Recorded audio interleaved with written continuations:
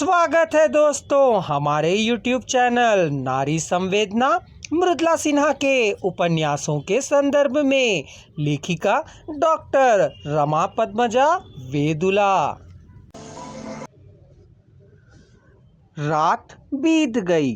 सुबह होते ही सीता का श्रृंगार करने सेविकाएं आई और अपना काम कर चली गई।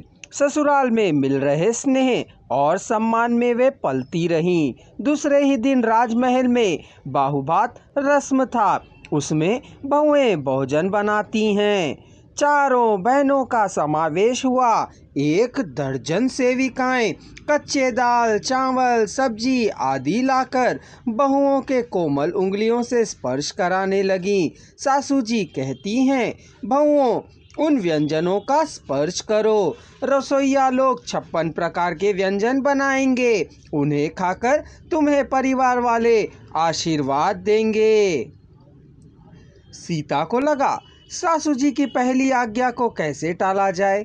फिर भी साहस बटोर उसने कहा कि माताजी, भोजन पकाने की रस्म से ही बहुओं की रस्म पूरी होती है, सिर्फ छूने से नहीं। अतः आज्ञा दीजिए। सासू जी कहती हैं, हाय दैया, यह मेरी कोमल कली खाना बनाएगी कहकर नकारती हैं। लेकिन दूसरी सास की आज्ञा से सेविकाओं की मदद से चारों बहनों ने खाना बनाया।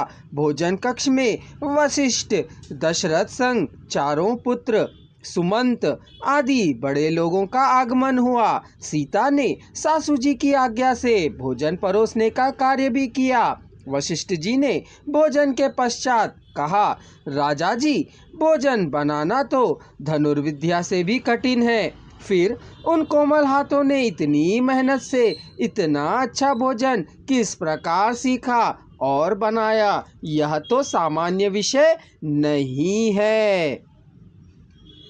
ससुर जी के कहने लगे कि अब तो समधी जी को आभार का संदेश भेजना होगा कि हमारी बहू को इतना स्वादिष्ट भोजन बनाना तो सिखाया।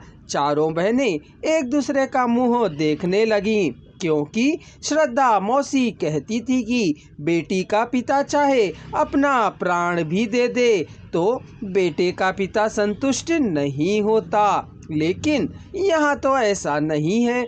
मेरे ससुर तो तृप्त हैं। सीता द्वंद्वालोचना में पड़ गई। भोजन के पश्चात हीरे जवाहरात कटोरी में रखकर सासू जी ने कहा कि तुम चारों का नेक है, इन्हें तुम सेविकाओं में बांट दो जो तुम्हारी मदद रसोई में करी थी। श्री राम भी स्वादिष्ट भोजन कर गदगद हुए। वहाँ शांति से चखकर अपने शयन कक्ष में आने पर ही उन्होंने अपना आभार प्रकट किया। श्री राम ने कहा, मैं हार गया। सभी लोग तुम्हारी प्रशंसा करने लगे हैं।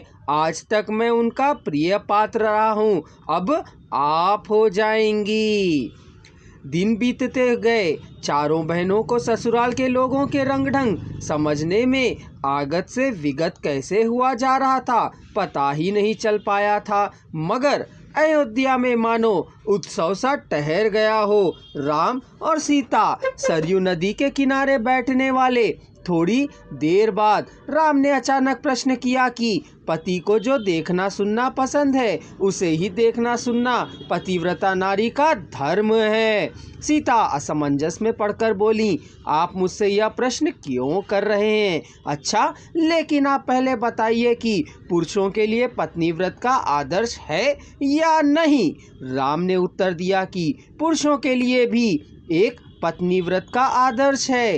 राम कहने लगे, आपकी जन्मदात्री पृथ्वी और यह सरयू नदी साक्षी है। मैं एक पत्नी व्रत लेता हूँ। सीता राम से एक बार जनकपुर हो आने का आग्रह करती हैं। सीता के आग्रह को सुनकर सभी आश्चर्य में डूबते हैं। कहते हैं कि अभी हमारी बहू को हमने संपूर्ण रूप से देखा ही नहीं, कैसे भेज दें? मित्रों, इस वीडियो की पूरी आवाज़ एक ही स्वर में सुनने के लिए डिस्क्रिप्शन बॉक्स में दिए जा रहे लिंक को क्लिक करें।